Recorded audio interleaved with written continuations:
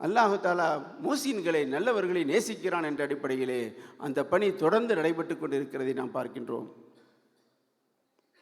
இந்த திருக்குர்ஆனுடைய வெளியீட்டு விழாவிலே அமீரகத்திலே உங்களின் ஊழியனாக சேவையாற்றிவிட்டு சென்றிருந்தாலும் கூட அதை மீண்டும் என்னை இந்த சிறப்பான விழாவிலே அழைத்து உங்களெல்லாம் சந்திக்கக்கூடிய ஒரு வாய்ப்பை வழங்கிய அருமை நிர்வாகிகளுக்கு எனது நன்றியினை தெரிவித்துக் கொள்கிறேன்.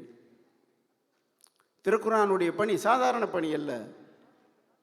திருக்குர்ஆனுக்காக ஆற்றக்கூடிய சேவை சாதாரண சேவை அல்ல. அல்லாஹு சுப்ஹானஹு வ தஆலா தன்னுடைய அருள்மறையிலே இன்னா நஹ்னு நஸ்ஸல்னா திக்ர வ இன்னா லஹு லஹாஃபிலூன், இந்த குர்ஆனை, இந்த நினைவூட்டலை, இன்னா நஹ்னு நஸ்ஸல்னா திக்ர, இந்த நினைவூட்டலான குர்ஆனை நிச்சயமாக நாமே இறக்கினோம், இதை நாமே பாதுகாப்போம் என்று அல்லாஹ் குறிப்பிடுகின்றான். உலகத்தில் அல்லாஹ்வுடைய வேதங்கள் காலமாகி போன வேதங்களுக்கெல்லாம் கடந்து நிறைவான வேதமாகிய அன்னல் நபி ஸல்லல்லாஹு அலைஹி வஸல்லம் அவர்கள் மூலமாக நமக்கு அருளப்பட்ட இந்த வேதத்தை நாமே பாதுகாப்போம் என்று அல்லாஹ் குறிப்பிடுகின்றான். அருமை சகோதரர்களே, திருக்குர்ஆனை எப்படி அல்லாஹ் பாதுகாத்தான்? ஆரம்ப காலகட்டத்திலே அருமை நாயகம் ரசூலுல்லாஹி ஸல்லல்லாஹு அலைஹி வஸல்லம் அவர்களுடைய காலத்திலே மக்களில் சகாபாக்களிலே ஹாஃபீஸுகள் இருந்தார்கள். திருக்குர்ஆனை மனனமிட்ட சகாபாக்கள் இருந்தார்கள். சகாபாக்கள் திருக்குர்ஆனை உடையவர்களாக இருந்தார்கள். அப்பொழுது திருக்குர்ஆன் ஒன்று சேர்க்கப்படவில்லை. பெருமானார் ஸல்லல்லாஹு அலைஹி வஸல்லம் அவருடைய காலத்திலே சகாபாக்கள் திருக்குர்ஆனை மனனமிட்டிருந்தார்கள். அதைத் தொடர்ந்து செய்தன அபூபக்கர் சித்திக் ரலியல்லாஹு அன்ஹு அவருடைய காலம் வந்தது. அப்பொழுதும் அந்த சகாபாக்கள் அத்தகைய ஹாஃபீஸுகள் நிறைந்திருந்தார்கள். சையதுனா அபூபக்கர் சித்திக் ரலியல்லாஹு அன்ஹு அவருடைய காலத்திலே ஏற்பட்ட பெருங்குழப்பங்கள், தன்னை நபி என்று வாதித்தார்கள், ஜகாத்து கொடுக்க மறுத்தார்கள், பலர் முர்த்ததாக மாறக்கூடிய புதிதாக இஸ்லாத்தை தழுவியவர்களுக்கு மத்தியிலே பல்வேறு குழப்பங்கள் ஏற்பட்டது. அந்த காலகட்டத்திலே சையதுனா அபூபக்கர் சித்திக் ரலியல்லாஹு அன்ஹு அவர்கள் 11 இடங்களுக்கு தன்னுடைய படைகளை அனுப்பினார்கள். கடுமையான மோதல்கள் நிகழ்ந்தன. நம் பகுதியில் இருக்கக்கூடிய திப்பா போன்ற இடத்திலும் அத்தகைய ஒரு போர் நடைபெற்றது. ஆனால் அதில் அந்த 11 இடங்களில் நடைபெற்ற போர்களில் யமாமா போர், யமாமாவில் நடைபெற்ற யுத்தம் மிக கடுமையான யுத்தம். ஏன்? தன்னை நபி என்று வாதித்தான், நுபுவத்துக்கு சவாலாக விட்ட முசைலமத்துல் கத்தாப், பொய்யன் கத்தாப் முசைலமாவை எதிர்த்து கடுமையான போர் நடைபெற்று கொண்டிருந்தது.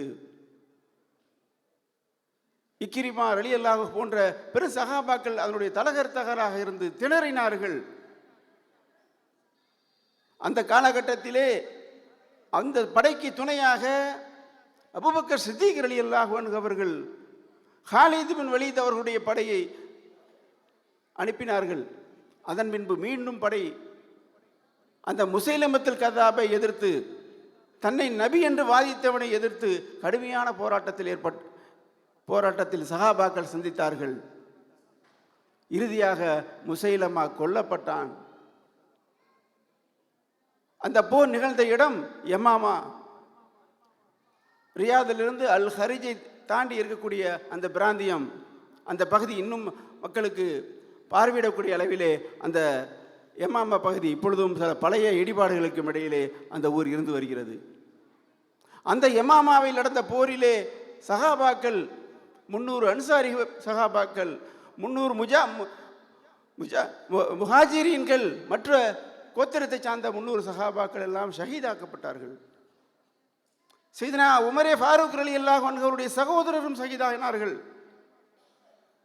அந்த போரிலே திருக்குர்ஆனை மனனமிட்ட பல சஹாபாக்கள் ஷஹீதானார்கள்.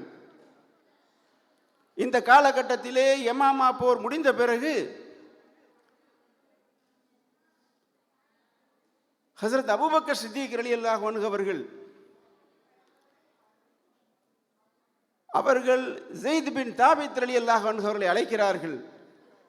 அவர்களே இந்த நிகழ்ச்சியை பற்றி வர்ணிக்கிறார்கள். என்ன சொன்னார்கள் என்பது,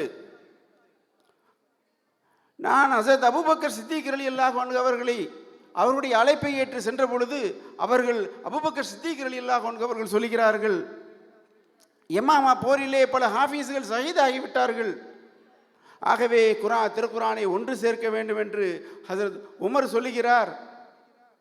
பெருமானா செய்யாத காரியத்தை நான் எப்படி செய்வேன் என்று யோசித்த பொழுது அவர் சொல்கிறார், இது ஒரு நன்மையான காரியம் என்று சொல்கிறார். எனக்கும் நன்மையாக படுகிறது, திருக்குரானை ஒன்று சேர்க்க வேண்டும். யாரிடம் சொல்லுகிறார்கள்? ஸெய்த் பின் தாபித் ரலியல்லாஹு அன்ஹு அவர்கள். அப்பொழுது சொன்னார்கள், நீர் சிறந்த அறிவாளி, மன்னன திறன் படைத்தவர். பெருமானார் ரசூலுல்லாஹி ஸல்லல்லாஹு அலைஹி வஸல்லம் ஒரு காலத்திலே வஹியை எழுதக்கூடிய காத்திபுல் வஹியாக இருந்தவர் நீங்கள். ஆகவே நீங்கள் இதை ஒன்று சேர்க்க வேண்டும் என்ற பணியை ஹஸரத் அபூபக்கர் சித்திக் ரலியல்லாஹு அன்ஹு அவர்களுக்கு ஆணையிடுகிறார்கள்.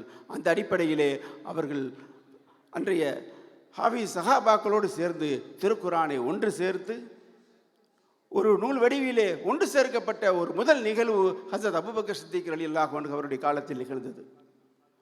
அதை அவர்களுடைய அந்த மொத்த தொகுப்பு அவர்கள் அபூபக்கர் சித்திக் ரலியல்லாஹு அன்ஹு அவர்கள் கரங்களில் இருந்தது. அதை ஆயிஷா சித்திகா ரலியல்லாஹு அன்ஹு அவர்கள் வைத்திருந்தார்கள். அதனைத் தொடர்ந்து ஹஸரத் உமரே ஃபாரூக் ரலியல்லாஹு அன்ஹு அவருடைய ஆட்சி வந்தது. அவர்களிடம் இருந்தது. ஹப்ஸா ரலியல்லாஹு அன்ஹு அவர்களிடம் இருந்தது. இந்த ஒன்று சேர்க்கக்கூடிய முயற்சி ஏற்பட்டதன் காரணம், அங்கே சஹாபாக்கள் ஹாஃபீஸ்கள் மறைந்து கொண்டிருந்த காரணத்தினால், அவர்கள் யுத்தங்களுக்கு சென்று கொண்டிருந்த காரணத்தினால் அங்கே ஒன்று சேர்க்கப்பட்டது ஹஸரத் அபூபக்கர் சித்திக் ரலியல்லாஹு அன்ஹு காலத்திலே. ஹஸரத் உஸ்மான் இப்னு அஃபான் ரலியல்லாஹு அன்ஹு அவருடைய காலங்களிலே இஸ்லாமிய சாம்ராஜ்யம் மிக பறந்து விரிந்து சென்று கொண்டிருந்தது. அந்த காலகட்டத்திலே அசர்பைஜானிலே, ஆர்மீனியாவுடைய பார்டர்களிலே சஹாபாக்களிடையே கருத்து வேறுபாடுகள், குர்ஆன் ஓதுவதிலே கருத்து வேறுபாடுகள் ஏற்பட்டது. இந்த நிலையிலே சஹாபாக்கள் அமீருல் முஃமினீன் அவர்களிடம் சொல்லுகிறார்கள், குர்ஆனை ஒட்டி கருத்து வேறுபாடுகள், மோதல்கள் தொடங்கிவிட்டன என்ற கவலையை தெரிவித்த பொழுதுதான் மீண்டும் ஸெய்த் பின் தாபித் ரலியல்லாஹு அன்ஹு அவர்களையும் இன்னும் சில சஹாபாக்களையும் இணைத்து குர்ஆனுடைய பிரதிகளாக பல பிரதிகளை, பிராந்தியங்களுக்கு அனுப்பக்கூடிய பிரதிகளை அவர்கள் வெளியிடக்கூடிய சூழ்நிலை ஏற்பட்டது. அதன்படி காப்பி எடுத்தார்கள் ஹஸரத் ஸெய்த் பின் தாபித் ரலியல்லாஹு அன்ஹு அவர்களும் மற்ற சஹாபாக்களும் சேர்ந்து.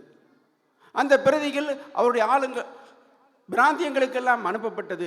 அந்த பிரதிகள் இன்னும் இருந்து கொண்டிருக்கிறது. திருக்குர்ஆனுடைய ஆரம்ப கால பிரதி ஹஸரத் உஸ்மான் ரலியல்லாஹு அன்ஹு அவருடைய பிரதி, அவர்கள் கொல்லப்படும் பொழுது அவருடைய இரத்தக்கரை படிந்த பிரதி கூட இன்று தாஸ்கண்ட் மியூசியத்திலே இடம்பெற்றிருக்கிறது.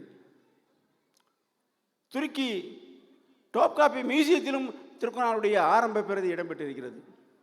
அல்லாஹ் தஆலா திருக்குர்ஆனை எப்படியெல்லாம் காப்பாற்றியிருக்கிறான் என்று பாருங்கள். திருக்குர்ஆனுக்கு எதிராக எத்தனையோ சோதனைகள் எல்லா காலங்களிலும் இருந்தது. ஆனால் அல்லாஹ் தஆலா ஹாஃபிஸ்கள் மாறலாகவும், திருக்குர்ஆனை வைத்திருப்பவர்களின் காரணமாகவும், திருக்குர்ஆனை சுமப்பவர்களின் காரணமாகவும் அல்லாஹ் தஆலா அதை காப்பாற்றியே வருகிறான். அதனால தான் அல்லாஹ் தஆலா நாமே காப்பாற்றுகின்றோம், இன்னா நஹ்னு நஸ்ஸல்ன திக்ர வ இன்னா லஹு லஹாஃபிலூன் என்று குறிப்பிட்ட அந்த வசனத்தை நாம் எண்ணி பார்க்கின்ற பொழுது காலமெல்லாம் அல்லாஹ் திருக்குர்ஆனை காப்பாற்றி வருகின்றான். 1400 ஆண்டுகளுக்கு முன்பு அன்னலார் ஸல்லல்லாஹு அலைஹி வஸல்லம் அவர்கள் காலத்திலே அவர்களுக்கு எப்படி வேதம் இறங்கப்பட்டதோ அந்த வேதத்தையும் இன்று இருக்கக்கூடிய வேதத்தையும் எந்த வித்தியாசமும் இன்றி உலகத்திலே அல்லாஹ்வுடைய இறுதி வேதம் நிலைநாட்டப்பட்டிருக்கக்கூடிய சூழ்நிலையை உலகத்திலே எல்லா இடங்களிலும் பார்க்கின்றோம். அலெக்சாண்ட்ரியா மியூசியத்திலும் இடம்பெற்றிருக்கிறது. மஸ்ஜித் நபவியில் இருக்கக்கூடிய மியூசியத்திலும் இன்றும் பழமையான குர்ஆன்கள் இருந்து வருகிறது. இன்றும் குர்ஆனுடைய பணி, குர்ஆன் உலகெங்கும் பரப்பக்கூடிய பணி நடைபெற்று கொண்டே இருக்கிறது. சஹாபாக்கள் ஹாஃபீஸ்கள் ஷஹீதாக்கப்பட்ட காரணத்தினால் அங்கு ஏற்பட்ட அந்த ஒரு முயற்சி இன்றைக்கு நம்முடைய கரங்களிலே குர்ஆன் இன்றைக்கு எல்லாருக்கும் கிடைக்கிறது. இன்று நம்முடைய ஐமானுடைய பணியின் மாறலாகவும் இன்று தமிழ் உலகுக்கு மிகப்பெரிய அர்ப்பணிப்புத்தன்மையை, மிகப்பெரிய ஒரு சாதனையை இன்று மக்கள் செய்து அந்த பணியை தொடர்ந்து வந்து கொண்டிருக்கிறது என்று சொன்னால், இந்த பணிகளில் யாரெல்லாம் ஈடுபட்டார்களோ, இந்த முயற்சியில் யாரெல்லாம் பங்காற்றினார்களோ அவர்களுக்கும் அந்த நன்மை கிடைத்து கொண்டே இருக்கிறது. இந்த பணியை யார் தொடர்ந்து செஞ்சு கொண்டு இருக்கிறார்களோ அவர்களுக்கும் இது ஒரு சதகத்துன் ஜாரியாவாக இந்த பணி தொடர்ந்து செய்து கொண்டு இருக்கிறது. என்ற திருக்குர்ஆனுக்காக செய்யக்கூடிய பணி, இந்த முயற்சி ஒருபோதும் வீணாகுவதில்லை. ஏனென்று சொன்னால் சஹாபாக்கள் இதற்காக உழைத்தார்கள். குர்ஆனை சுமந்து கொண்டவர்கள் உலகத்தில் பெருந்தியாகத்துக்கு சொந்தக்காரர்களாக ஆனார்கள். பெருமானார் ரசூலுல்லாஹி ஸல்லல்லாஹு அலைஹி வஸல்லம் அவருடைய தோழர்கள் சாதாரண தோழர்கள் அல்ல. அன்னலார் சொன்னார்கள், என்னுடைய தோழர்கள் நட்சத்திரங்களை போன்றவர்கள், அவர்களில் யாரை பின்பற்றினாலும் நீங்கள் வழி தவற மாட்டீர்கள் என்று சொன்னார்கள். அப்படி சொன்ன ஒரே தலைவர் ரசூலுல்லாஹி ஸல்லல்லாஹு அலைஹி வஸல்லம் அவர்கள் தான். உலகத்தில் எத்தனையோ தலைவர்களை பார்க்கின்றோம். அந்த தோழர்கள் எப்படிப்பட்ட தோழர்களாக இருப்பார்கள்?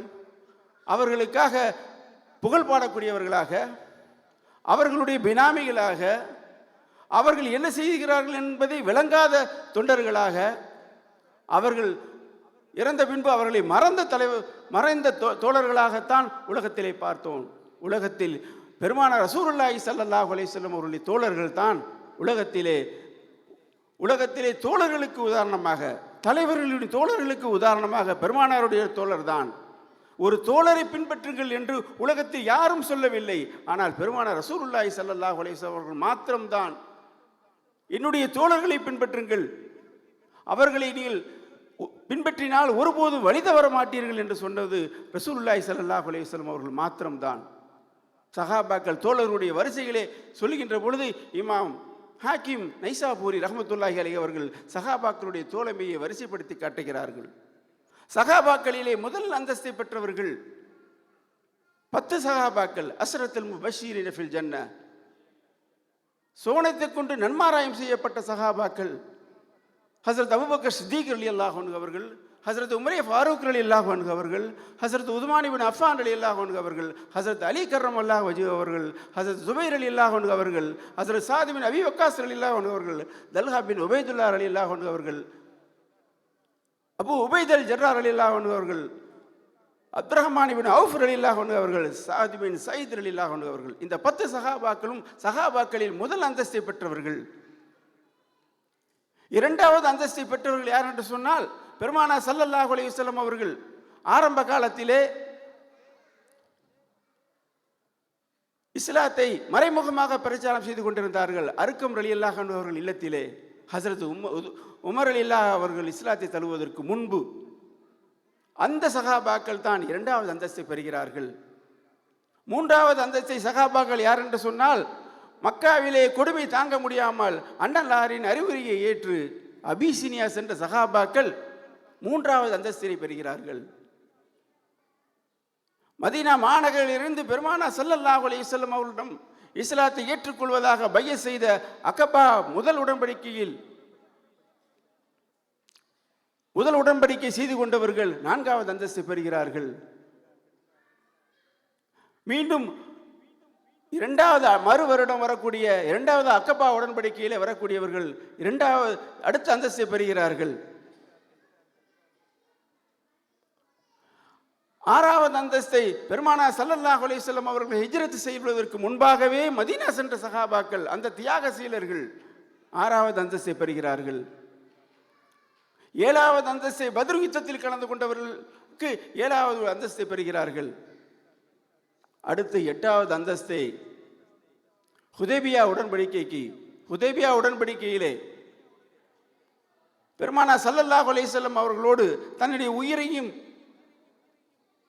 உயிரை தியாகம் செய்வதாக முன் வந்து பைஅத் செய்த சஹாபாக்கள் அடுத்த அந்தஸ்தை பெறுகிறார்கள். அதன் பிறகு ஹுதைபியா உடன்படிக்கை பின்பும் இஸ்லாத்தை ஏற்ற சஹாபாக்கள், அதனை அடுத்து மக்கா வெற்றி கொண்ட பொழுது இஸ்லாத்தை ஏற்றவர்கள், அடுத்து மக்கா வெற்றிக்கு பின் இஸ்லாத்தை ஏற்றவர்கள், இறுதியாக பெருமானார் ஸல்லல்லாஹு அலைஹி வஸல்லம் அவர்களை குழந்தை பருவத்தில் பார்த்த சஹாபாக்கள். இப்படி சஹாபாக்களுடைய வரலாறை, சஹாபாக்களுடைய தொடரை விட்டு சென்றவர்கள் பெருமானார் ஸல்லல்லாஹு அலைஹி வஸல்லம் அவர்கள். ஒரு பேராசிரியர் ஸ்பிரிங்லர் குறிப்பிடுகிறார், 5 லட்சம் பேருடைய வரலாற்றை குறிக்க வேண்டும் என்று சொன்னால் அது பெருமானார் ஸல்லல்லாஹு அலைஹி வஸல்லம் அவருடைய தோழருடைய வரலாறு, அவர்கள் தோழரை பற்றி பேசியவர்களுடைய வரலாறு, பெருமானாரை பற்றி ரிவாயத்து அறிவிப்பு செய்தவர்களுடைய வரலாறுகள் எல்லாம் 5 லட்சம் பேருடைய வரலாறை தொகுக்க முடியும் என்று ஒரு பேராசிரியர் குறிப்பிடுகிறார் என்று சொன்னால் அது பெருமானார் ஸல்லல்லாஹு அலைஹி வஸல்லம் அவர்களுக்கு மாத்திரம்தான். உலகத்தில் தோழர்களை பின்பற்றுங்கள் என்று சொன்ன ஒரே தலைவர் ரசூலுல்லாஹி ஸல்லல்லாஹு அலைஹி வஸல்லம் அவர்களே தான். அல்லாஹ்வால் ஏற்றுக்கொள்ளப்பட்டவர்கள், அல்லாஹ் அவர்களை பொருந்தி கொண்டான் என்று அல் குர்ஆனை சான்று பகரக்கூடிய தோழர்கள் தான் பெருமானாருடைய தோழர்கள். பெருமானாருடைய செயல்களை பின்பற்றிய காரணத்தினால் அவர்கள் வெற்றி கொண்டார்கள், வெற்றி பெற்றார்கள். எப்படிப்பட்டவர்களை மாற்றினார்கள் பெருமானார் ரசூலுல்லாஹி ஸல்லல்லாஹு அலைஹி வஸல்லம் அவர்கள்? இந்த அரபக மக்கள் பெண் குழந்தைகள் எல்லாம் குழி தோண்டி பதித்தார்கள். திருக்குர்ஆன் வர்ணிக்கிறது, பெண் குழந்தை என்று அவர்களுக்கு சொல்லப்பட்டால் அவர்கள் முகமெல்லாம் கருத்துவிடும் என்று சொல்லக்கூடிய பெண் மக்களை இழிவாக நடத்திய அந்த மக்களை எந்த அளவிற்கு பெண்களை உயர்வாக மதிப்பதற்கு மாற்றி அமைத்தவர்கள் பெருமானார் ரசூலுல்லாஹி ஸல்லல்லாஹு அலைஹி வஸல்லம் அவர்கள். பெருமானார் ஸல்லல்லாஹு அலைஹி வஸல்லம் அவர்கள் ஹுதைபியா உடன்படிக்கைக்கு பின்பு மக்காவிற்கு செல்கிறார்கள் 3 நாள் உம்ரா செய்வதற்காக. அப்பொழுது ஒரு சிறுமி எங்களை அழைத்து செல்லுங்கள் என்று அழுகிறார்கள். அந்த சிறுமியை ஹஸரத் அலி ரலியல்லாஹு அன்ஹு அவர்கள் கரத்திலே பிடித்து கொண்டு, நான் இவர்களை வளர்ப்பதற்கு அவர்களுக்கு கார்டியனாக பாதுகாவலனாக இருப்பேன் என்று முன் வருகிறார்கள். எந்த பெண்கள் குறைந்த மதிக்கப்பட்டார்களோ அங்கே ஒரு சிறுமி எந்த அளவுக்கு மதிக்கப்படுகிறார்கள் என்ற ஒரு நிகழ்வு பெருமானார் ஸல்லல்லாஹு அலைஹி வஸல்லம் அவருடைய வாழ்க்கையிலே நிகழ்ந்த நிகழ்வுகளில் ஒன்று.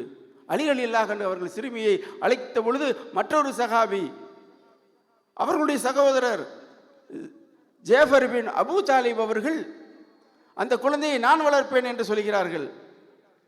அடுத்து ஸெய்த் பின் ஹாரிதா அவர்கள் அந்த குழந்தையை நான் வளர்ப்பேன் என்று முன் வருகிறார்கள். இந்த மூவரும் ஒருவருக்கொருவர் விவாதித்துக் கொள்கிறார்கள். இந்த நிலையிலே பெருமானார் ஸல்லல்லாஹு அலைஹி வஸல்லம் அவர்களிடம் இதுக்கு ஒரு தீர்வு காண வேண்டும் என்ற முடிவுக்கு வரப்படுகிறது. இந்த 3 பேருமே உரிமை கொண்டாடுகிறார்கள். ஹஸரத் அலி கர்ரமல்லாஹு வஜ்ஹு சொல்கிறார்கள், இந்த குழந்தை என்னுடைய சிறிய தந்தையுடைய மகளார் என்கிறார்கள். ஜஃபர் பின் அபூ தாலிப் அவர்கள் சொல்லுகிறார்கள், இந்த குழந்தை என்னுடைய மனைவியினுடைய சகோதரியினுடைய குழந்தை என்கிறார்கள். மற்றொருவர் ஸெய்த் பின் ஹாரிதா அவர்கள், இவர் என்னுடைய சகோதரருடைய குழந்தை என்று சொல்கிறார்கள்.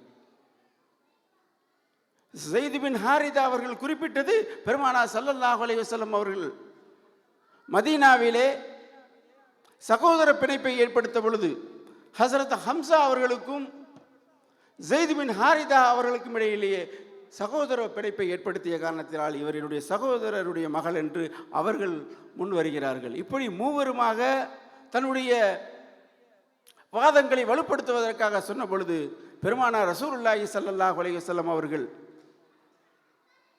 இந்த குழந்தையை வளர்ப்பதற்கு மிகவும் தகுதியானவர் ஜேஃபர் பின் அபூ தாலிப் என்று தீர்ப்பு வழங்குகிறார்கள். ஏனென்று சொன்னால் அந்த பிள்ளையுடைய அந்த பெண் குழந்தையுடைய சிறிய தாயார் இவருடைய மனைவியாக இருக்கிறார். சிறிய தாயாருடைய அந்தஸ்தை பெற்றவர். இதன் காரணமாக அவர்கள் வளர்ப்பதற்கு பொருத்தமானவர் என்று பெருமானார் ஸல்லல்லாஹு அலைஹி வஸல்லம் அவர்கள் முடிவு செய்துவிட்டு அந்த மூவரையும் சமாதானப்படுத்துகிறார்கள்.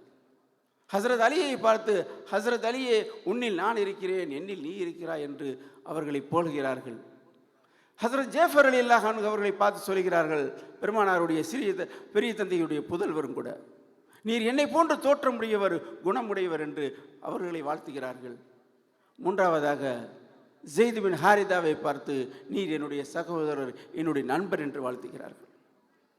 இது ஒரு மக்களை எப்படி இருந்த மக்களை, பெண்களை மிகவும் தாழ்ந்த நிலையிலே, அவர்களை மிகவும் பிற்போக்கான நிலையிலே, உலகமே கண்டிராத மிகவும் கொடுமை நடத்தப்பட்ட அந்த மக்களுக்கு மத்தியிலே ரசூலுல்லாஹி ஸல்லல்லாஹு அலைஹி வஸல்லம் அவர்கள் பெண்களுடைய பெண்ணுடைய வாழ்க்கைக்கு ஏற்றத்தை உண்டாக்குவதற்காக பாடுபட்டதன் காரணமாக அந்த சஹாபாக்கள் எப்படி மாறினார்கள், ஒரு சிறு குழந்தையை வளர்ப்பதற்கு எந்த அளவுக்கு முன் வந்தார்கள் என்பதை இந்த நேரத்திலே நாம் நினைவு கூறுகிறோம். ஏனென்று சொன்னால் நம்முடைய ஐமானுடைய கல்லூரி பெண்களுடைய நலனுக்காக செய்த பணி இன்று தொடர்ந்து கொண்டு வருகிறது. கல்வி பணியின் மாறலாக பெண்களுடைய ஈடேற்றத்திற்காக, அவர்களுடைய நல்வாழ்விற்காக நாம் செய்யக்கூடிய பணி ஐமானுடைய ஒரு மகத்தான பணிகளில் ஒன்றாக நடந்து கொண்டிருக்கிறது. இந்த பணிகளுடைய வளர்ச்சிக்கு எல்லாம் காரணம் அல்லாஹ்வுடைய உதவி நமக்கு கிடைத்து கொண்டிருக்கிறது என்று சொன்னால், இந்த திருக்குர்ஆனுடைய பணிக்காக நாம் செய்த முயற்சி தான் இன்று நமக்கு வெற்றியை தந்து கொண்டிருக்கிறது. ஐமான் எடுக்கக்கூடிய எல்லா பணிகளிலும் வெற்றியை தந்து கொண்டிருக்கிறது என்று சொன்னால், குர்ஆனுக்காக நம்ம செய்த பணி, பெருமானார் ரசூலுல்லாஹி ஸல்லல்லாஹு அலைஹி வஸல்லம் அவர்கள் சொன்ன கடைசி அதுதான், தரக்து ஃபீக்கும் தக்கலைனி கிதாபல்லாஹி வ சுன்னதி. நான் உங்களுக்கு மத்தியில் 2 சாசனங்களை விட்டு செல்கிறேன், அதை நீங்கள் பற்றி பிடிக்கும் காரணமெல்லாம் ஒருபோதும் வழி தவற மாட்டீர்கள் என்று சொன்னார்கள் ரசூலுல்லாஹி ஸல்லல்லாஹு அலைஹி வஸல்லம் அவர்கள். ஐமானுடைய முழக்கமாக ஏழைகளை நேசிப்போம் என்ற முழக்கத்தை வெள்ளி விழாவின் போது நம்முடைய முழக்கமாக கொண்டு இன்று வரை ஐமானுடைய முழக்கம் ஏழைகளை நேசிப்போம் என்றார். ஏன் பெருமானார் ஸல்லல்லாஹு அலைஹி வஸல்லம் அவர்கள் ஏழைகளை நேசிக்க சொன்னார்கள், ஏழைகளுக்கு உதவி சொன்னார்கள், அல்லாஹ்விடம் துஆ கேட்க சொன்னார்கள். எப்படி துஆ கேட்க சொன்னார்கள்? ஆண்டவனே, எங்களுக்கு நல்ல காரியங்களை செய்யக்கூடியவர்களாக ஆக்குவாயாக. அல்லாஹும்ம அஸ்அலுக ஃபஅலல் ஹைராத், நல்ல காரியங்களை செய்யக்கூடியவர்களாக எங்களை ஆக்குவாயாக. தரக்கல் முன்கராத், தீய காரியங்களிலிருந்து விலகி இருப்பவர்களாக எங்களை ஆக்குவாயாக. ஹுப்பல் மசாக்கீன், ஏழைகளை நேசிப்பவர்களாக எங்களை ஆக்குவாயாக என்று பெருமானார் ரசூலுல்லாஹி ஸல்லல்லாஹு அலைஹி வஸல்லம் அவர்கள் நம்மிடையே நமக்காக நாம் அல்லாஹ்விடம் துஆ செய்வதற்காக நமக்கு போதித்து காட்டினார்கள். அந்த அடிப்படையிலே அல்லாஹ்விடம் நாம் இந்த அல்லாஹ்விடம் நன்மையை வேண்டியவர்களாக தீய காரியங்களை தடுக்கக்கூடிய ஆற்றலை அல்லாஹ் வழங்க வேண்டும் என்றும் ஏழைகளை நேசிக்க வேண்டும் என்ற முழக்கத்தை நாம் தொடர்ந்து செய்வதோடு அதை செயல்பூர்வமாக நம்மிடையே காட்டப்பட வேண்டும். ஐமானுடைய வளர்ச்சி பணிகளிலே நீங்கள் அனைவரும் ஈடுபட வேண்டும். இதன் மாறாக அல்லாஹ்தாலா எத்தனையோ நியமத்துகளை வழங்குகின்றான். ஏன் என்று சொன்னால், நற்காரியங்கள் செய்யக்கூடிய எல்லா பணிகளிலுமே அல்லாஹ் நமக்கு அதனுடைய நன்மையை தர போதுமானவனாக இருக்கின்றான். இந்த பணிக்கு துணை நிற்பவர்கள், இந்த பணியினுடைய பங்கு எல்லா வகையிலும் பங்களிப்பவர்களுக்கும் அல்லாஹ் நிரப்பமான கூலியை வழங்க போதுமானவனாக இருக்கின்றான். அந்த அடிப்படையில் நம்முடைய இந்த நிகழ்வுகள், இந்த குர்ஆனுடைய பணி தொடரவும் அல்லாஹ் நம்முடைய அனைவருடைய ஒற்றுமையோடு செயல்படவும். ஏனென்று சொன்னால், அல்லாஹ் சுப்ஹானஹு வ தஆலாவுடைய அருமை தூதர் ஸல்லல்லாஹு அலைஹி வஸல்லம் அவர்கள் என்ன சொன்னார்கள்? யதுல்லாஹ் அலல் ஜமா, ஐக்கியத்தின் மீது அல்லாஹ்வுடைய கரம் இருக்கிறது என்று சொன்ன காரணத்தினால், அல்லாஹ் உடைய உதவியறி நம்முடைய இருந்து கொண்டிருக்கிற காரணத்தினால் நம்முடைய அதிகமான சேவையாற்ற வேண்டும். அல்லாஹ் தஆலா தன்னுடைய அருமையிலே இன்னல்லாஹ யுஹிப்புல் முஹ்சினீன், நிச்சயமாக அல்லாஹ் சுப்ஹானஹு வ தஆலா முஹ்சின்களை நேசிக்கின்றான். அந்த அடிப்படையிலே நற்காரியங்கள் செய்யக்கூடியவர்களாக நம் அனைவரையும் அல்லாஹ் தஆலா ஆக்கி அருள்வானாக. வாஹிர தவானா அல்ஹம்துலில்லாஹி ரப்பில் ஆலமீன். வஸ்ஸலாமு அலைக்கும் வரஹ்மத்துல்லாஹி வபரகாத்துஹு. அடுத்ததாக நம்மிடையே துபாய் சுன்னத்துல் ஜமாத்தின் தலைவர் கீழே மஹரூப் காக்கா அவர்கள் 5 நிமிடம் உரையாற்றுவார். அஸ்ஸலாமு அலைக்கும் வரஹ்மத்துல்லாஹி வபரகாத்துஹு. அல்ஹம்துலில்லாஹ் நஹ்மதுஹு வ நுஸல்லி அலா ரசூலில் கரீம். மேடையில் வீட்டிற்கும் ஆண்டோர்களே, சான்றோர்களே, பெரியோர்களே, தாய்மார்களே, நேரம் மிக குறைவாக இருப்பதால் நான் நேரடியாக விஷயத்துக்கு வருகிறேன். முன்னால் பேசியவர்கள் 2 பேர் சொன்னாங்க, தங்கம் செய்யாததை சங்கம் செய்யும் என்று சொன்னார்கள். ஆனால் தங்கம் செய்யக்கூடிய ஒரு விஷயத்தை எந்த சங்கமும் செய்ய முடியாது. அது என்னவென்றால், தங்கம் மனைவிமார்களின் மனதை குளிர வைக்கும். இது எந்த சங்கமாக செய்ய முடியுமா? முடியவே முடியாது. அது மட்டுமல்ல, மனைவிமார்களின் மனதிலே என்ன இருக்கிறது என்பதை எந்த சங்கமாக சொல்ல முடியுமா? முடியாது. பாருங்க, சகோதர சமுதாயத்தில் ஒருத்தவர் பெரிய முனிவர் இமயமலையில் தவம் புரிஞ்சுட்டு வந்தாராம். கேட்குற கேள்விக்கெல்லாம் பதில் சொன்னாராம். இப்போ அவர்கிட்ட கேட்டார் ஒருத்தர் போய், ஐயா, என்னுடைய மனைவி சிரித்து பேசும்போது உண்மையிலேயே சிரித்து பேசுகிறாளா, நடிக்கிறாளா? அல்லது கோவப்படும் போது உண்மையிலேயே கோவப்படுறாங்களா, அல்லது கோவப்படுற மாதிரி நடிக்கிறாங்களான்னு கேட்கும்போது அந்த சித்தர் சொன்னாராம், அப்பனே, இதற்கு பதில் தெரிஞ்சால் நான் ஏன் இமயமலைக்கு போக போகிறேன் அப்படின்றான். இதுக்காக சொல்ல வர்றேன், உலகத்திலேயே மனைவியின் மனதிலே என்ன இருக்கிறது என்பதை அறிந்த முதல் மனிதரும் கடைசி மனிதரும் கண்மணி நாயகம் ஸல்லல்லாஹு அலைஹி வஸல்லம் மட்டும்தான். அன்னை ஆயிஷா சித்திகார் இல்லாத பற்றி சொல்கிறாங்க, ஆயிஷா, நீங்கள் எப்பொழுது என் மீது கோபமாக இருக்கிறீர்கள், எப்பொழுது என் மீது பிரியத்துடன் இருக்கிறீர்கள் என்பதை நான் அறிவேன் என்று சொன்னாங்களாம். யாரை சொல்லலாம்? எப்படி தெரியும்? என் மீது நீங்கள் பிரியமாக இருக்கும் பொழுது சத்தியம் செய்வதாக இருந்தால் இந்த முஹம்மதுடைய ஸல்லல்லாஹு அலைஹி வஸல்லம் ரப்பின் மீது ஆணையாக என்று சொல்வீர்கள். அதே சமயம் என் மீது சற்று கோபமாக இருந்தால் அது இப்ராஹிம் அலைஹிஸ்ஸலாமுடைய ரப்பின் மீது ஆணையாக என்று கூறுவீர்கள். இதன் மூலமாக எனக்கு தெரியும் சொன்னாங்க. இப்போ ரசூல் ஸல்லல்லாஹு அலைஹி வஸல்லம் தெரியும், நமக்கு தெரியாது. அதே மாதிரி அறிந்தே மனைவியின் அத்தனை செல்வத்தையும் தான தர்மமாக வழங்கிய முதல் மனிதரும் கடைசி மனிதரும் நாயகம் ஸல்லல்லாஹு அலைஹி வஸல்லம் தான். அன்னை கதீஜா அம்மையாருடைய அத்தனை செல்வத்தையும் தன்னுடைய உம்மத்துக்காக, மக்களுக்காக செலவழித்தவர்கள். ஆனால் அதற்காக அல்லாஹ் தஆலா அன்னை கதீஜா அம்மையாருக்கு கொடுத்த அந்த மிகுந்த உயர்ந்த தரஜா என்ன? ஹிரா கோகையில், அதாவது சீதனா ஜிப்ரீல் அலைஹிஸ்ஸலாம் அவர்களும் ரசூல் ஸல்லல்லாஹு அலைஹி வஸல்லம் பேசிக்கிட்டு இருக்கிறாங்க. அன்னைக்கு ஹதீஜா அம்மையார் வருகிறார்கள், உணவு கொண்டு வருகிறார்கள். அப்போ சீதனா ஜிப்ரீல் அலைஹிஸ்ஸலாம் பார்த்து சொல்கிறாங்க, யா ரசூலுல்லாஹ், உங்களுடைய மனைவி ஹதீஜா வருகிறார், அவரிடம் சொல்லுங்கள் அல்லாஹ் அவர்களுக்கு சலாம் கூறுகிறான், நானும் அவர்களுக்கு சலாம் கூறுகிறேன். அப்போ தன்னுடைய கணவனுக்காக தன்னுடைய எல்லா விதத்தையும் அர்ப்பணித்த அந்த அம்மையாருக்கு அல்லாஹ் தாலா மிகப்பெரிய ஒரு சிறப்பை கொடுத்தான் என்பது ஒரு குணம் என்றாலும், மறுகுணத்திலே அல்லாஹ் சுப்ஹானஹு வ தஆலா தன்னுடைய ஹபீப் ரசூல் ஸல்லல்லாஹு அலைஹி வஸல்லம் அவருடைய இந்த உம்மத்திற்கு, அது மனைவியாக இருந்தாலும் சரி, மக்களாக இருந்தாலும் சரி, பின்பற்றக்கூடிய அத்தனை நல்லோர்களுக்கும் அல்லாஹ் சுப்ஹானஹு வ தஆலா மிகப்பெரிய ஒரு அந்தஸ்தையும் சிறப்பையும் நேசத்தையும் கொடுத்திருக்கிறான். ஆரம்பத்திலே பேசிய ஒரு பெருந்தை சொல்கிறார்கள், அந்த ஒரு விஷயத்தை மட்டும் சொல்லி இன்ஷா அல்லாஹ் முடித்து விடுகிறேன். அதற்கு ஈசா அலைஹிஸ்ஸலாம் அவர்கள் கேட்ட ஒரு துவா இருக்குது. சொன்ன வசனம் சூரா மாயிதாவுடைய 118வது வசனம் சொல்லி காமிச்சாங்க. இன் துஅதிபுஹும் ஃப இன்னஹும் இபாதுக் வ இன் தக்ஃபிர் லஹும் ஃப இன்னக அன்தல் அஸீஸுல் ஹக்கீம். கியாமத்து நாளில் ஹஜ்ரத் ஈசா அலைஹிஸ்ஸலாம் அவருடைய உம்மத்திற்காக சொல்லக்கூடிய இந்த வசனத்தை அல்லாஹ் சுப்ஹானஹு வ தஆலா ரசூல் ஸல்லல்லாஹு அலைஹி வஸல்லம் வாழக்கூடிய காலத்திலே குர்ஆனிலே பதிவு செய்து நமக்கு அறிவிக்க வேண்டியது நோக்கம் என்ன? சற்று சிந்தித்து பார்க்க வேண்டும். கண்ணியத்திற்குரியவர்களே, கியாமத்தினால் நடக்க போகிறது. கியாமத்தினால நம்முடைய நிலை என்ன என்பதை குர்ஆனில் அல்லாஹ் சொன்னால் நமக்கு ஒரு பிரயோஜனம் இருக்குன்னு நம்ம புரிஞ்சு கொள்ளலாம்.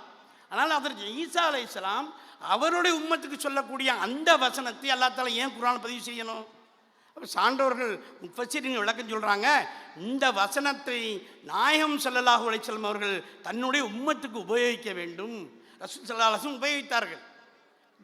முழுக்க இரவு பூரா நின்று தொழுதார்கள். இந்த வசனத்தை மீண்டும் மீண்டும் ஓதினார்கள். இன் துஅதிபுஹும் ஃப இன்னஹும் இபாதுக் வ இன் தக்ஃபிர் லஹும் ஃப இன்னக அன்தல் அஸீஸுல் ஹக்கீம். யா அல்லாஹ், இவர்கள் உங்களுடைய உம்மத்தவர்கள், உங்களுடைய அடியார்கள் தான், நீ இவர்களை தண்டிக்கலாம், ஆனால் இது மன்னித்தையானால் நீ யாவை மிகைத்தவனாகவும் சிறப்புக்கு நுண்ணறிவுடையவனாக இருக்கிறாய் என்ற அந்த வசனத்தை ஓதுறாங்க.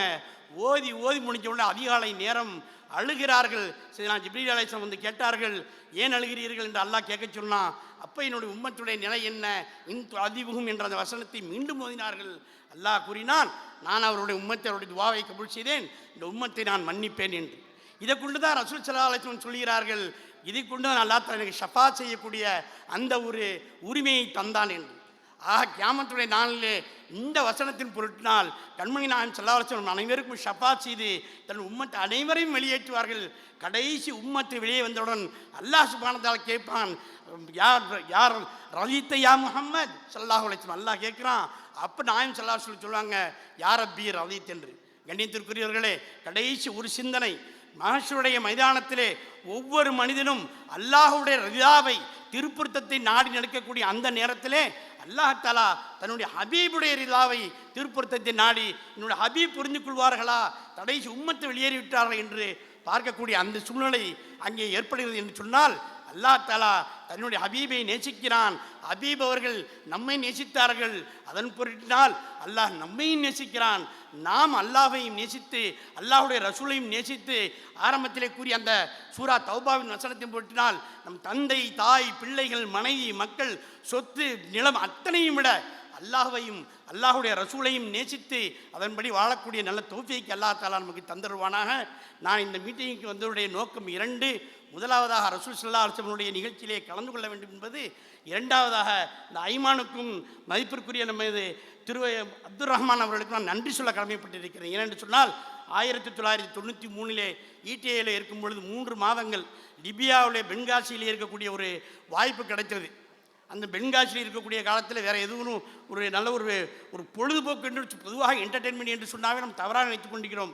அந்த இடத்த ஒரு நல்ல ஒரு போதனையாகவும் ஒருவித என்டர்டெயின்மெண்ட்டாகவும் அதை முழுக்க கேட்கக்கூடிய அந்த இன்பம், என்டர்டெயின்மெண்ட் என்றாவே இன்பம் தரக்கூடியது, ஒரு ஹலாலான அருமையான இன்பமாக அவருடைய அந்த ஒளிநாடாவை போட்டு 30 நாட்களும் 3 மாதங்களும் மீண்டும் அந்த குர்ஆனுடைய தர்ஜிமாவை கேட்கக்கூடிய வாய்ப்பை அல்லாஹ் தஆலா தந்தான்.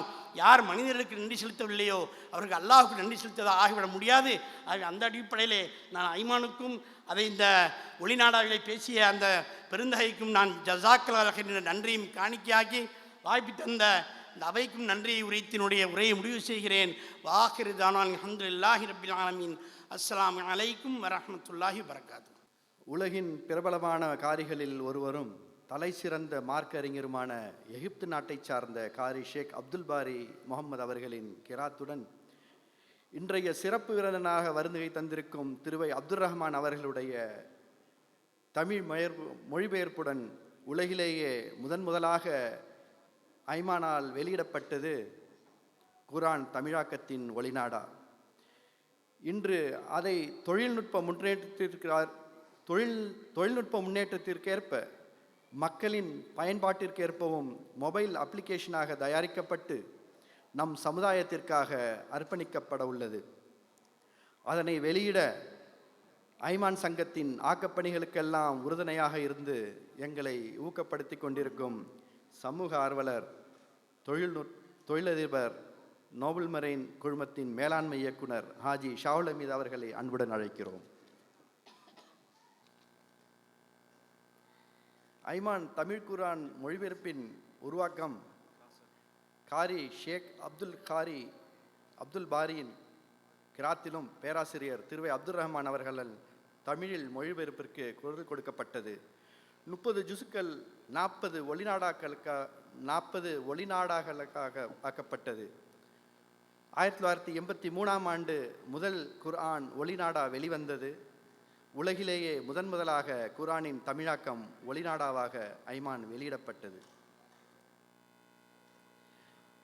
1983இல் முதன் வெளியீடு கேசட் வடிவில், 2005ஆம் ஆண்டு MP3 வடிவில் டிஜிட்டல் ஃபார்மேட்டாக மாற்றப்பட்டது.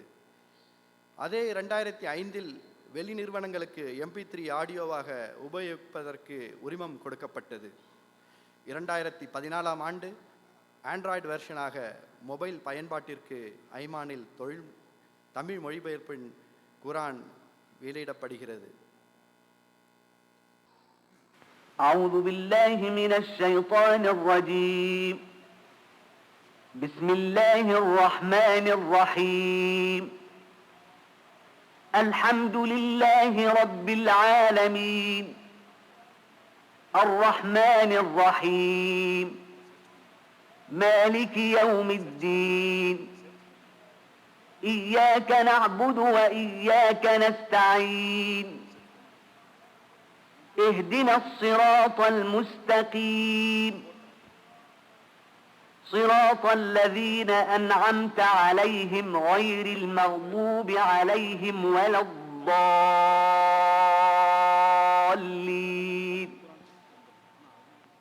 அளவற்ற அருளாளனும் நிகரற்ற அன்புடையவனுமாகிய அல்லாஹ்வின் திருப்பெயரால் துவங்குகின்றேன்.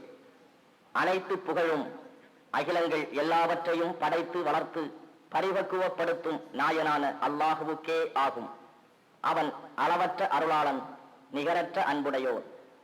அவனே நியாய தீர்ப்பு நாளின் அதிபதியும் ஆவான். இறைவா, உன்னையே நாங்கள் வணங்குகிறோம், உன்னிடமே நாங்கள் உதவியும் தேடுகிறோம். நீ எங்களை நேர்வழியில் நடத்துவாயாக. அது நீ எவர்களுக்கு அருள் புரிந்தாயோ அவ்வழி. அது உன் கோபத்துக்கு ஆளானோர் வழியும் அல்ல, நெறி தவறியோர் வழியும் அல்ல. இதனைத் தொடர்ந்து 2014ஆம் ஆண்டு, அதாவது இவரிடத்திலேயே இதனுடைய ஐஃபோன் மற்றும் விண்டோஸ் வெர்ஷனாக வெளியிடப்பட உள்ளது. 2015ஆம் ஆண்டில் இன்ஷா அல்லாஹ் ஹதீத் மற்றும் ஹதீத் குர்சி மொபைல் வெர்ஷனில் சேர்க்கப்படும். அதனைத் தொடர்ந்து மீண்டும் 2005லேயே இன்ஷா அல்லாஹ் ஐமான் குர்ஆன் மொபைல் வெர்ஷன் ஒரு முழுமையான மொபைல் நூலமாக உருவாக்கப்படும் என்பதை மகிழ்ச்சியுடன் தெரிவித்துக் கொள்கிறோம். இத்தனை எங்களுடைய பணிகளுக்கும் அல்லாஹ் தஆலா நமக்கு அனைத்து உதவிகளையும் நாடியதற்கு நாம் அவனுக்கு முதல் நன்றி தெரிவித்துக் கொள்கிறோம். 1970-80களில் தமிழகத்திலிருந்து பொருளீட்ட அபுதாபிக்கு வந்திருந்த தமிழர்களுக்கு தமது உணர்வுகளை, சிந்தனைகளை பகிர்ந்து கொள்வதற்கு எந்த ஒரு தளமும் இல்லாத நேரத்தில் அப்படி ஒன்று இருந்தால் நலமாக இருக்குமே என்று நினைத்த சில நல உள்ளங்கள் 1980ஆம் ஆண்டு ஐமான் என்ற அமைப்பை உருவாக்கியது. ஐமானுடைய உருவாக்கம் மற்றும் அதன் வரலாறு தெரிந்து கொள்வது இன்று மிகவும் பொருத்தமானது. அதை வழங்கிட வருகிறார்கள் ஐமான் சங்கத்தின் முன்னாள் தலைவரும் ஐமான் கல்லூரியின் தலைவரும் தமிழகத்தில் 200க்கும் மேற்பட்ட மஸ்ஜிதுகளை உருவாக உதவியாக இருந்த சகோதரர் கலமரதூர் ஷம்சுதீன் ஹாஜி அவர்கள். பிஸ்மில்லாஹிர் ரஹ்மானிர் ரஹீம். நஹ்மதுஹு வ நுஸல்லி அலா ரசூலில் கரீம். பேரன்பிற்கும் பெருமதிப்பிற்கும் கண்ணியத்திற்கும் உரிய இந்த அவையை சிறப்பித்து கொண்டிருக்கும் பெருந்தகைகளே, பேராசிரியர் பெருமக்களே, அன்பு நெஞ்சங்களே, சகோதர சகோதரிகளே, உங்கள் அனைவருக்கும் என்னுடைய சலாத்தினை மீண்டும் தெரிவித்துக்கொள்ளும். அஸ்ஸலாமு அலைக்கும் வரஹ்மத்துல்லாஹி வபரகாத்துஹு. நேரம் நெருங்கி கொண்டு இருக்கிறது. எனக்கே பேச வராது. நான் தலைவரிடம் சொன்னேன், நீங்கள் 10 நிமிடம் 15 20 நிமிடம் பேசணும் என்று சொன்னார்கள். ஒரு 5 நிமிஷம் ஏதாச்சும் ஒரு விஷயத்தை அந்த அளவுக்கு தான் எனக்கு ஓடும், அது கொடுங்க அப்படின்னு சொல்லியிருந்தேன். இப்போ வந்து ஐமானுடைய ஹிஸ்ட்ரியெல்லாம் நினைவு கூறினா பெரிய விஷயங்கள் இருந்தாலும் ஒரு ஷார்ட் அண்ட் ஸ்வீட்டாக நான் சொல்கிறேன். அல்லாவுடைய பெருங்கருணை கொண்டு 1980களிலே அப்துல் வஹாப் சாஹிப் கல்ஃபேரில் பணியாற்றி கொண்டிருந்தார்கள். அவர்கள்தான் இங்கே வந்து பழைய நண்பர்கள், முஸ்லீம் நண்பர்கள் எல்லாரையும் சந்தித்து நாம் ஏன் ஒரு சங்கத்தை உருவாக்கக்கூடாது என்ற ஒரு அவர்களுடைய அபிப்பிராயத்தை சொல்லி இங்கே அப்பொழுது இருந்த நமது தமிழ் சமுதாயம், நமது முஸ்லீம் அனைத்து சகோதரர்களை சந்தித்து வீடு வீடாக சென்று சந்தித்து அதை 1981 ஜெயினுலாதீன் சாப் காயல் பட்டணத்தைச் சேர்ந்த அவர்களுடைய வீட்டில் ஃப்ளாட்டில் அதை துவைக்கணும் 1981. அப்பொழுது இருந்த முதல் தலைவர் நாகூரை சேர்ந்த ஜாஃபர் சாதிக் அவர்கள். அடுத்தது அது பொதுச் செயலாளராக வஹாப் சாஹிப் அவர்கள், ட்ரெஷரராக பேங்க் ஆஃப் மால்பே ஃபசுல்லா, திருச்சியை சேர்ந்த ஃபசுல்லாக்கா அவர்கள், நான் ஜாயிண்ட் ட்ரெஷரர் அந்த இதில் இருந்து. இப்படி ஒரு சாதாரணமாக துவங்கப்பட்டது தான் ஐமான் சங்கம். அடுத்தடுத்து ஐமானிலே ஒரு இது வச்சுருந்தோம். எப்படின்னால் ஓராண்டு தான் ஒரு நிர்வாகம் இருக்க வேண்டும், அடுத்ததாக மற்றவர்களை நாம் ட்ரெயின் செய்ய வேண்டும். அப்படி ஒரு நிலை அப்பொழுது உருவாக்கினோம். அதன் அடுத்த ஆண்டு ஆதம் ஹாஜார், என்சியுடைய நிர்வாக இயக்குனர் ஆதம் ஹாஜார் அவர்கள் இன்று இல்லை நம்மிடையே. அவர்களுக்கு மகஃபிரத்துக்காக துவா செய்வோம். அவர்கள் அடுத்த தலைவராக வருகிறார்கள். நமது ஐயூபாய் பொதுச் செயலாளராக வருகிறார்கள். அடுத்ததாக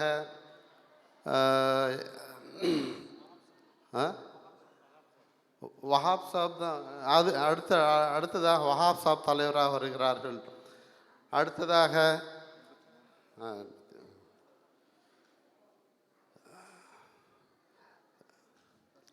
காசிம் ஃபக்கீர் அவர்கள், அடுத்ததாக தாஜுதீன் அவர்கள். இவர்களாம் வஃபாத்தாகிவிட்டார்கள். அவர்களுக்காக நாம் துவா செய்வோமாக, மகஃபிரத்துக்காக செய்வோமாக.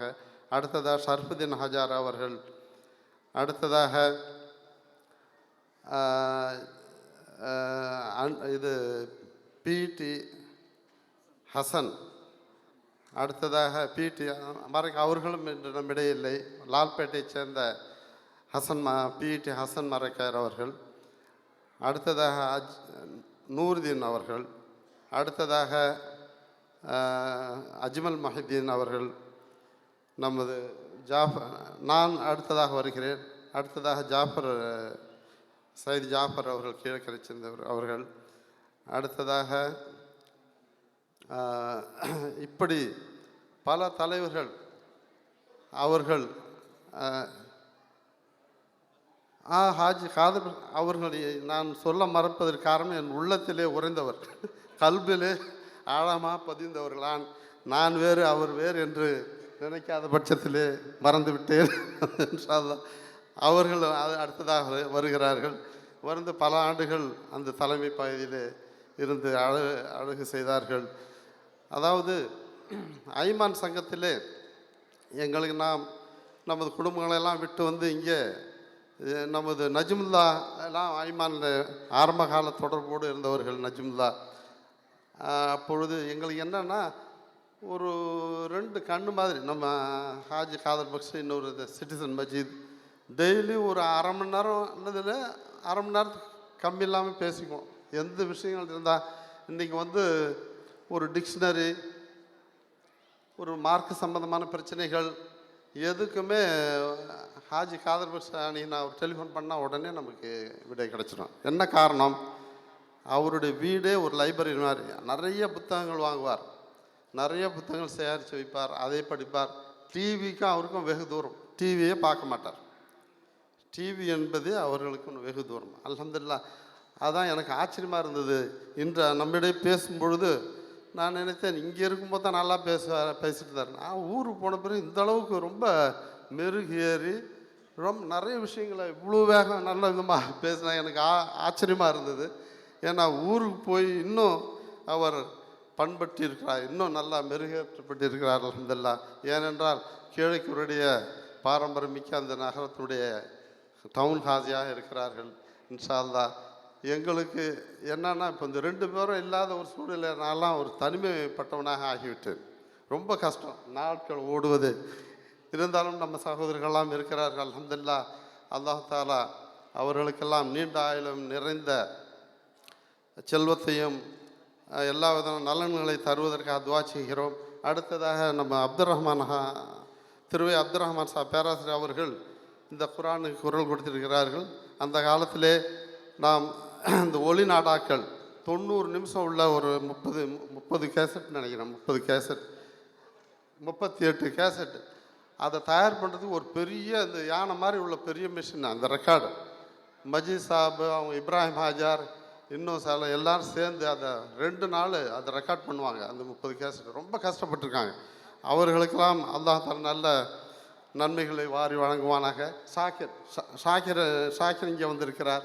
அவர்களெல்லாம் அதற்கு பெருமுயற்சி நிறைய. ஒரு ஆளுக்கு ஒரு gift கொடுக்கணுன்னா 30 கேசட்டு ஒரு ப்ரீஃப் கேஸில் வச்சு அதை கொடுக்க வேண்டியது. இது நம்ம நாட்டிலேருந்து வரக்கூடிய மார்க் அறிஞர்கள், பேராசிரியர்கள், அரசியல் யார் வந்தாலும் அவங்களுக்கு கிஃப்டாக கொடுப்போம். அதே மாதிரி பெண்களுக்கு திருமணம் ஆகும்போது மணமக்களுக்கு அது பரிசாக வழங்குவது வழக்கம். இப்படியாக இருந்து கொண்டு இருக்கும்போது அந்த ஒளி நாடாலாம் மறைஞ்சிடுச்சு. அதே பிறகு என்னன்னா இது ஒத்தே வராது. அது பிறகு சிடியில் போய் நுழைஞ்சோம். ஏன்னா அதை தான் நாங்கள் கேட்க முடியும், இதெல்லாம் எங்களால் பண்ண முடியாது. அதில் போனோம். இப்போ அதுவும் வந்து இதெல்லாம் லேட்டஸ்ட்டாக இல்லை, அந்த செல்ஃபோன் தான், அதுதான் எல்லாம் வச்சுருப்போம். அதில் வந்து சரி அதில் இப்போ வந்து விளையாடுவோம். அதில் வந்து இந்த குர்ஆனை கொண்டு போய் இப்போ வந்து செல்ஃபோன் குர்ஆனுடைய ஃபோனாக மிளிர இந்த ஒரு பெரிய ஒரு முயற்சி இன்னும்